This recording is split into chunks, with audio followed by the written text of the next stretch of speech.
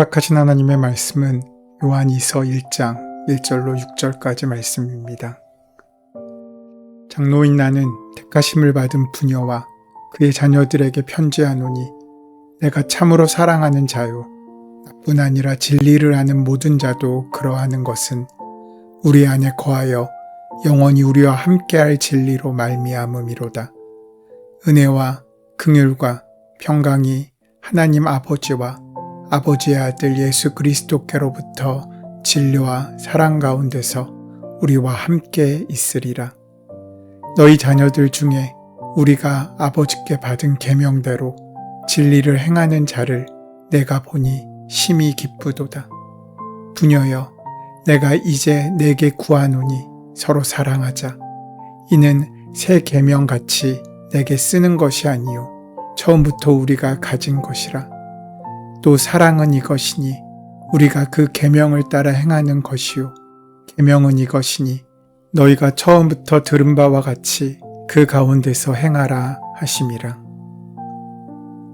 오늘부터 우리는 요한이서의 말씀을 함께 묵상합니다. 한 장밖에 되지 않은 짧은 말씀이지만 우리에게 주시는 그 은혜의 무게는 결코 작지 않음을 믿고 하나님의 은혜를 기대하는 마음으로 함께 묵상하시기를 부탁드립니다. 이미 우리가 함께 나눈 요한 1서에 이어지는 요한 2서 역시 사도 요한의 저작으로 알려져 있습니다. 그래서 다음 함께할 요한 3서와 함께 묶어서 요한 서신이라고 부르기도 합니다. 요한 2서는 요한 1서를 기록한 사도 요한이 지역교회와 성도들에게 보낸 서신서로서 AD 90년경에 기록되었습니다.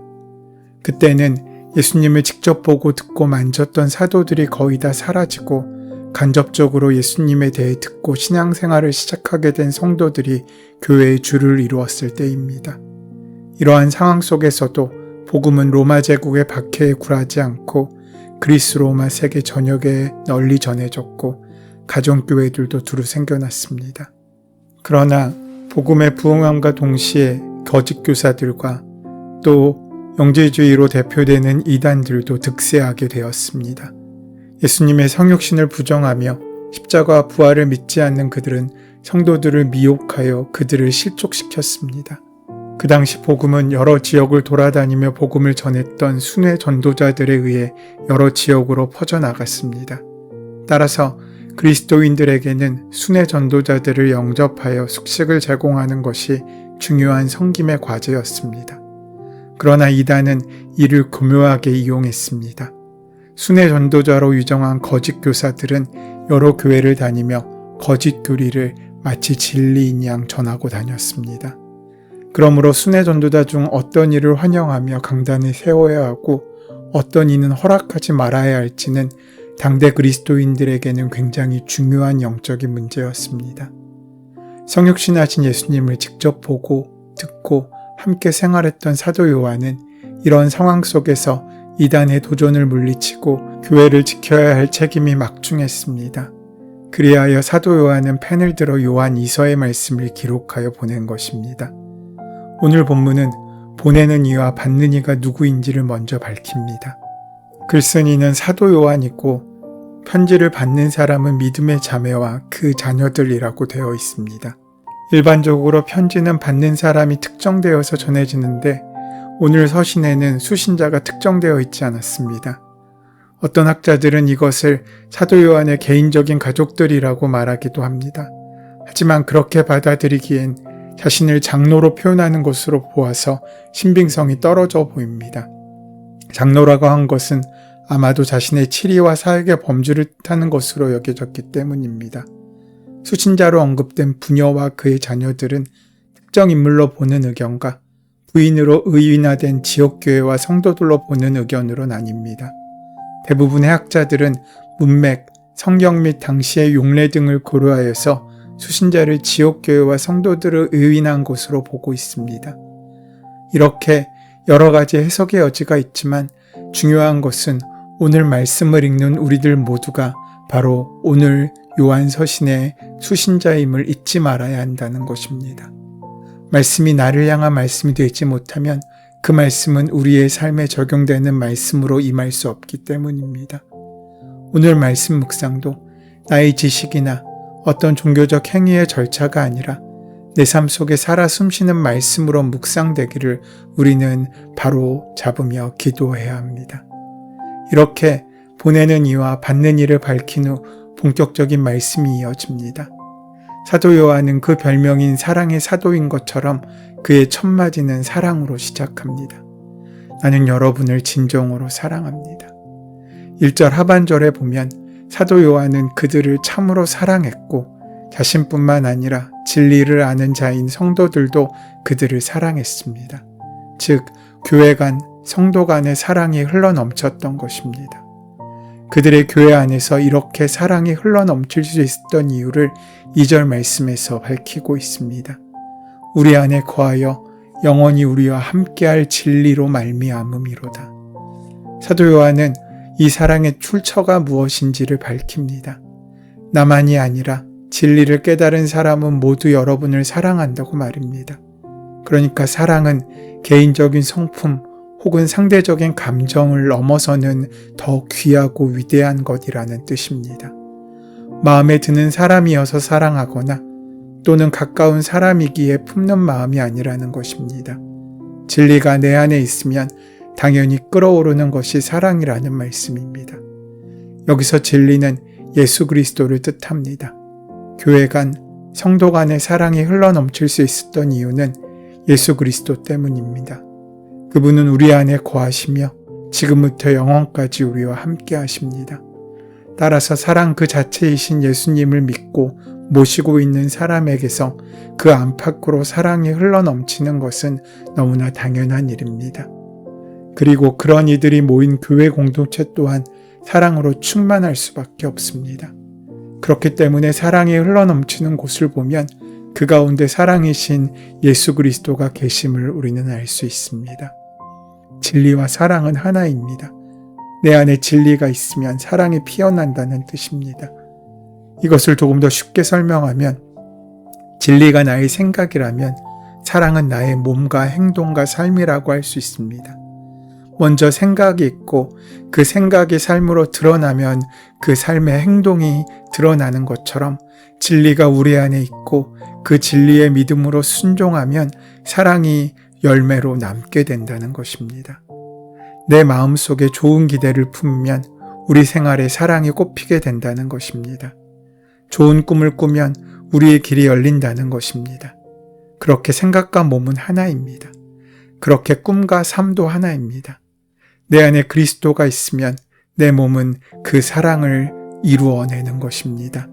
더 나아가 그 사랑은 모든 사람을 이롭게 하고 유익하게 하며 나의 편이 되게 합니다. 우리가 참된 그리스도인임을 증거하는 그 증거가 바로 사랑입니다. 그리스도를 품은 자의 증거는 사랑일 수밖에 없습니다. 예수님이 사랑이시기 때문입니다. 그러하기에 우리는 예수라는 좋은 생각을 해야 합니다. 미움이라는 것이 조금이라도 내 생각 안에 담겨지지 말아야 합니다. 서로 순간적으로 분노가 일더라도 그 분노를 오래 내 머릿속과 내 마음에 머물러 있게 하지 않아야 합니다. 서로 감정이 상하고 욱하는 마음이 들더라도 그 감정을 그냥 두지 말고 하나님께 맡길 수 있어야 합니다. 찬양으로 씻어내고 기도로 바꾸어내야 합니다. 누군가를 위해서가 아니라 바로 나를 위해서 말입니다. 그렇게 늘 내 생각과 마음에 좋은 것이 채워지도록 할 때, 나쁜 생각이 들 때 우리의 머리를 비워내고 다시금 좋은 생각, 좋은 상상을 하고 그렇게 우리의 마음을 정결하게 주의 은혜와 사랑과 좋은 생각으로 채워가게 될 때 결국 그 모든 것은 우리 삶 가운데 사랑으로 남게 될 것입니다. 사랑은 사랑을 하는 사람에게 주어지는 선물입니다. 하나님의 사랑으로 그 영혼이 충만한 사람에겐 사랑이 열매로 남습니다. 그러면서 사도 요한은 지역교회와 성도를 위해 은혜와 긍휼과 평강 이 세 가지의 복을 빌었습니다. 은혜는 복의 시작점이고 긍휼은 복의 실제적인 표현이며 평강은 복의 결과입니다. 복은 죄인인 인간에게 조건 없이 베푸시는 하나님의 은혜로부터 출발하여 우리에게 긍휼로 나타납니다. 그리고 그 은혜와 긍휼이 우리에게 임할 때 그 결과로서 평강, 즉 영적 측면을 포함한 전 영역에서의 온전함과 행복을 누리게 됩니다. 이처럼 사도 요한은 이 편지를 받는 사람에게 꼭 필요한 복을 사랑에 담아 빌었습니다. 그런데 여기서 대부분의 서신서와는 달리 요한이서가 지닌 독특한 점이 있습니다. 바로 축복의 대상이 우리와 함께라는 점입니다. 대부분의 서신서는 너희에게라며 수신자를 축복하는데 요한이서는 우리와 함께라며 축복의 대상에 요한 자신을 포함시킵니다. 이것은 사도 요한과 편지를 수신하는 교회 사이의 깊은 유대감을 보여줍니다.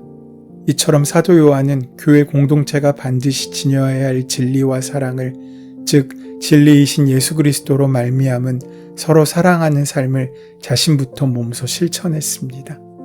이제 사도 요한은 사랑과 친밀함을 가득 담은 인사말을 매듭짓고 본문으로 들어갑니다. 첫 번째 본문은 4절부터 6절까지의 말씀에서 이단에 대응하는 첫 번째 수칙으로 진리를 굳게 붙잡을 것을 말하고 있습니다. 그러면서도 사도 요한은 기쁨을 감추지 못했습니다. 하나님 아버지로부터 받아 예수 그리스도께서 가르쳐주신 세 계명인 서로 사랑하라를 지켜 행하는 성도들을 그가 보았기 때문입니다. 이와 같이 사도 요한의 기쁨은 하나님 아버지의 기쁨을 보여줍니다. 하나님은 우리가 말씀에 순종하며 그 말씀을 지켜 행할 때 기쁨을 감추지 못하십니다. 그러나 4절에는 노사도의 걱정도 담겨 있습니다. 진리이신 예수 그리스도를 마음에 모시고 있는 성도라면 마땅히 사랑의 계명을 지켜 행해야 하는데 너의 자녀들 중 일부만이 사랑을 행하고 있었기 때문입니다. 전체 교인 중 일부만이 진리 안에 거하고 행했던 것입니다. 앞선 서신인 요한 1서 2장 19절을 보면 교인 중 일부가 영지주의 이단을 쫓아 교회 공동체를 떠난 일이 있었습니다. 이런 비극이 되풀이될 가능성을 보았기에 사도 요한의 내적 고민은 깊어질 수밖에 없었습니다. 안도할 수 없는 이런 상황 가운데 사도 요한은 기본을 권면합니다. 게다가 사도 요한은 정중하게 구했습니다. 예수님을 직접 본 사도이고 교회의 연장자로서 권위를 지녔던 그였기에 교회와 성도들을 명령해도 됐지만 그는 간곡한 마음으로 구했습니다. 여기서 구하다 라는 의미로 사용된 헬라어의 단어의 원뜻은 상대를 존중하는 정중한 요청과 더불어 간절한 호소를 뜻하는 말입니다. 사도 요한이 이처럼 겸손하고도 간절하게 호소했을 때 수신자 교회와 성도들은 귀를 넘어 마음까지 기울여 들었을 것입니다. 그 마음속 진심의 마음을 담아 구한 노사도의 권면은 단순했습니다. 서로 사랑하자. 초대교회 교부인 제롬은 사도 요한의 일화를 소개하고 있습니다.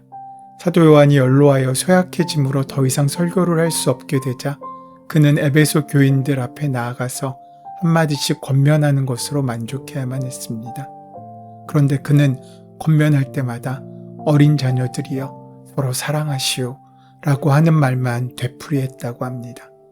매번 같은 권면을 듣는 것이 식상했던 청중들이 견디다 못해 사도 요한에게 왜 같은 말만 되풀이하냐고 묻자 그는 이렇게 대답했습니다. 이것이 바로 주님의 명령이기 때문입니다. 그리고 여러분이 이것만 잘 실천할 수 있다면 그것으로 충분합니다. 이처럼 사도 요한에게 있어서 서로 사랑하라라는 계명은 제자 시절부터 노년에 이르기까지 그가 평생 새기고 실천하며 지냈던 그의 신앙의 핵심이었습니다. 그는 5절 하반절에서 이 계명이 새로운 숨겨진 계명이 아님을 신앙생활을 시작할 때부터 들었던 기본이었음을 상기시키고 있습니다. 따라서 서로 사랑하라라는 계명은 더 이상 아느냐 모르냐가 문제가 아닙니다. 실천하느냐 실천하지 않느냐가 문제인 것입니다. 그리스도인의 사랑은 행함입니다. 즉 행함을 수반하는 사랑입니다. 이 사랑은 감정이 아니라 의지에서부터 시작됩니다. 그리스도인의 사랑은 세상 사람들이 자기 마음에 드는 몇 사람에게 호의를 베푸는 것과는 달리 모든 사람에게 친절을 베풀고자 애쓰고 수고하는 의지입니다. 자신에게 돌아올 개인적 유익을 따지지 않고 오직 다른 사람들의 유익을 도모하며 자기를 내어주는 아가페의 사랑인 것입니다.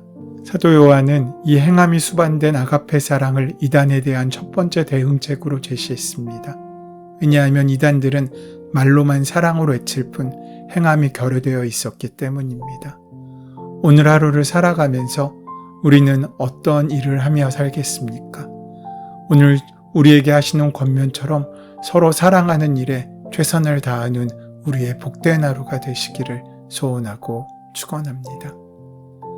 은혜의 주님, 죄인인 우리를 먼저 사랑하여 주시고 이제 사랑할 수 있게 하시니 감사합니다. 늘 그 말씀의 순종과 행함으로 주님의 은혜를 이루어가는 귀한 하루의 삶이 될 수 있도록 동행하시고 함께하여 주시옵소서. 예수님의 이름으로 기도드립니다. 아멘. 이제 오늘 이 아침 우리에게 허락하신 본문의 말씀이 오늘 나에게 주시는 하나님의 음성으로 만나질 수 있도록 본문의 말씀을 깊이 묵상하시고 함께 기도하는 시간 가지도록 하겠습니다. 함께 기도합니다.